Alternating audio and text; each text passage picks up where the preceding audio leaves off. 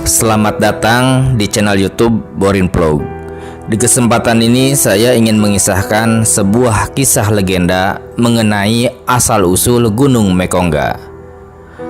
Gunung Mekongga yang berada di Kecamatan Rantai Angin, Kabupaten Kolaka, Provinsi Sulawesi Tenggara. Bagaimana kisah asal-usul atau legenda Gunung Mekongga ini? Silakan disimak kisahnya berikut ini. Alkisah, pada suatu waktu di negeri Sorume, kini bernama negeri Kolaka, dilanda sebuah malapetaka yang sangat dahsyat. Seekor burung Garuda raksasa tiba-tiba mengacaukan negeri tersebut. Setiap hari, burung itu menyambar, membawa terbang dan memangsa binatang ternak milik penduduk, baik itu kerbau, sapi, ataupun kambing. Jika keadaan itu berlangsung terus-menerus, maka lama-kelamaan binatang ternak penduduk akan habis. Penduduk negeri Kolaka pun diselimuti perasaan khawatir dan cemas. Jika suatu saat binatang ternak sudah habis, giliran mereka yang akan menjadi santapan burung Garuda raksasa tersebut. Itulah sebabnya mereka takut pergi keluar rumah mencari nafkah, terutama penduduk yang sering melewati sebuah padang luas yang bernama Padang Bende. Padang ini merupakan pusat lalu lintas penduduk menuju ke kebun masing-masing.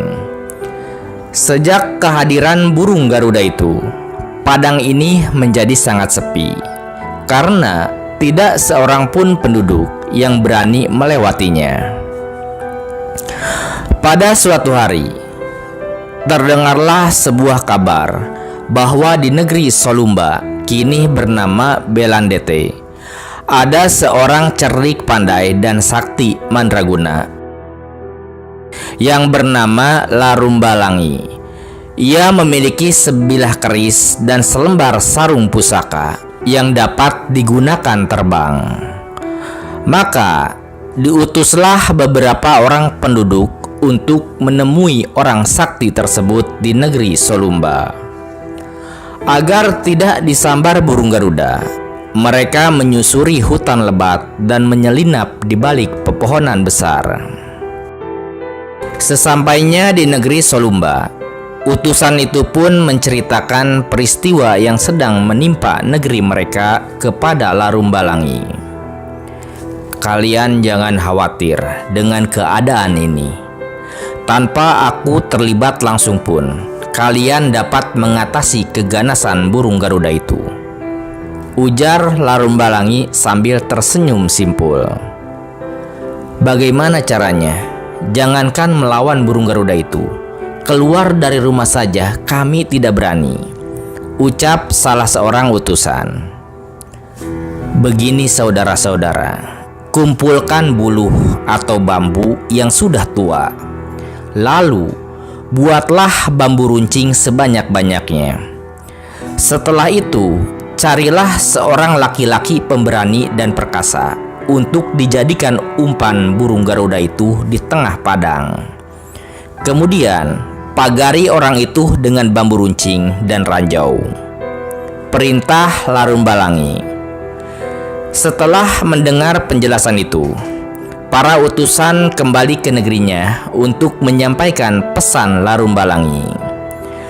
Penduduk negeri itu pun segera mengundang para kesatria, baik yang ada di negeri sendiri maupun dari negeri lain, untuk mengikuti sayembara menaklukkan burung Garuda raksasa tersebut.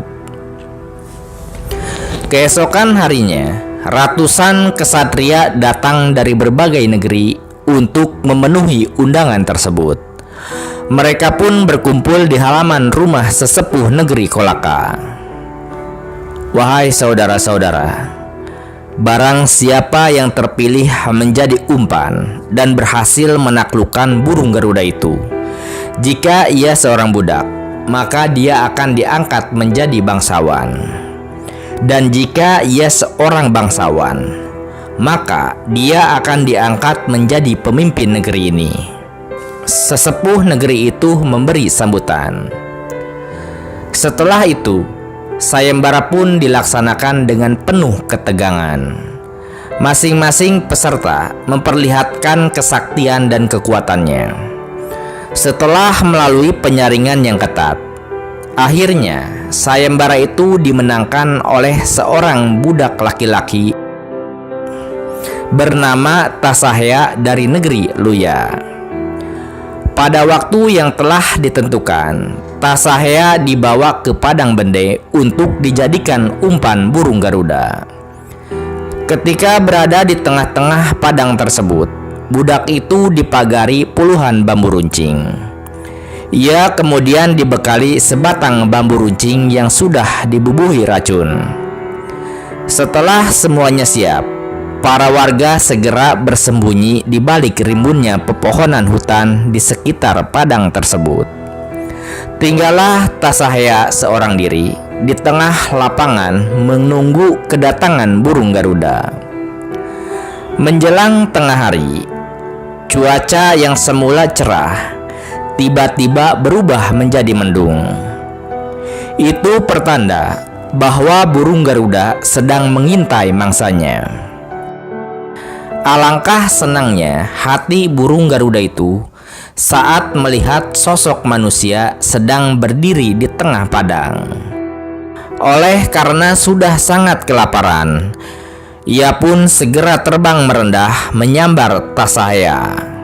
Namun, malang nasib burung Garuda itu. Belum sempat cakarnya mencengkram Tasahya, tubuh dan sayapnya sudah tertusuk bambu runcing terlebih dahulu.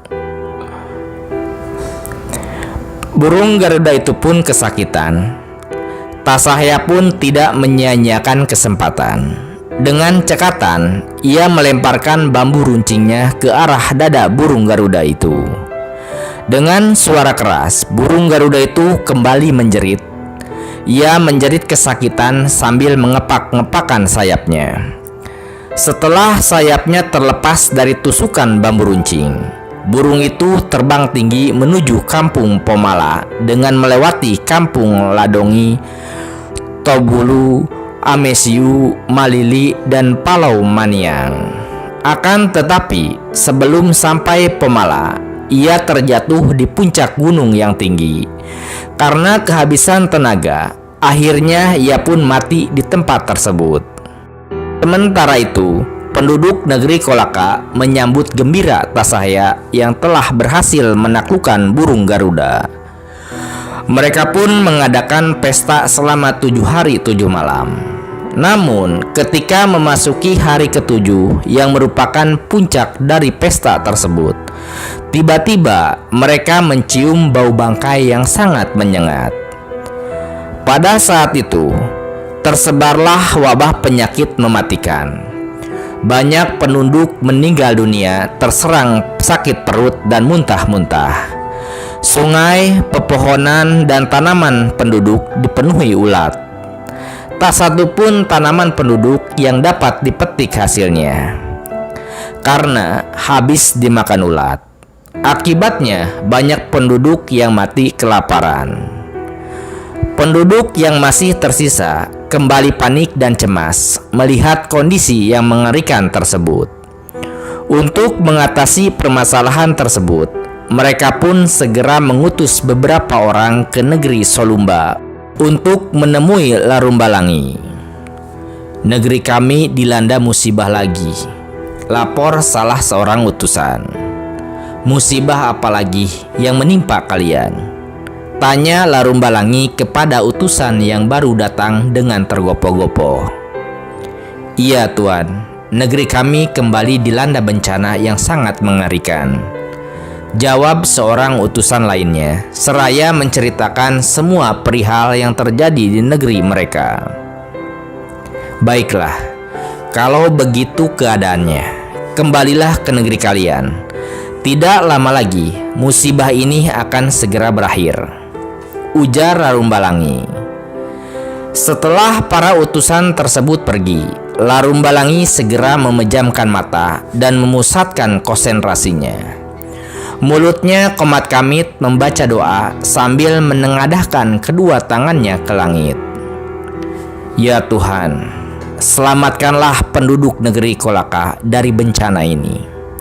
Turunkanlah hujan deras, agar bangkai burung Garuda dan ulat-ulat itu hanyut terbawa arus banjir. Demikian doa Larumbalangi. Beberapa saat kemudian, Tuhan pun mengabulkan permohonan Larumbalangi. Cuaca di negeri Kolaka yang semula cerah tiba-tiba menjadi gelap gulita. Awan tiba-tiba menggumpal menjadi hitam. Tidak beberapa lama, terdengarlah suara guntur bersahut-sahutan diiringi suara petir menyambar sambung menyambung. Hujan deras pun turun tanpa henti selama 7 hari 7 malam. Seluruh sungai yang ada di negeri Kolaka dilanda banjir besar. Bangkai dan tulang belulang burung Garuda itu pun terbawa arus air sungai. Demikian pula ulat-ulat yang melekat di dedaunan dan pepohonan, semuanya hanyut ke laut. Itulah sebabnya laut di daerah Kolaka terdapat banyak ikan dan batu karangnya. Gunung tempat jatuh dan terbunuhnya burung Garuda itu dinamakan Gunung Mekongga, yang artinya gunung tempat matinya elang besar atau Garuda. Sementara sungai besar tempat hanyutnya bangkai burung Garuda itu dinamakan Sungai Lamekongga, yaitu sungai tempat hanyutnya bangkai burung Garuda. Budak laki-laki dari negeri Luya yang berhasil menaklukkan burung Garuda tersebut diangkat derajatnya menjadi seorang bangsawan. Sedangkan Larumbalangi yang berasal dari negeri Solumba diangkat menjadi pemimpin negeri Kolaka, yaitu negeri yang memiliki 7 bagian wilayah pemerintahan yang dikenal dengan sebutan Tonomotu. Nah, seperti itu kisah legenda dari Gunung Mekongga. Benar dan tidaknya ini hanyalah sebuah legenda atau cerita rakyat ataupun dongeng. Terima kasih sudah menyimak kisah ini di channel YouTube Borin Prog. Silakan simak kisah legenda, dongeng, cerita rakyat ataupun sejarah yang tersedia di channel ini. Terima kasih atas perhatiannya. Sampai jumpa di cerita lainnya.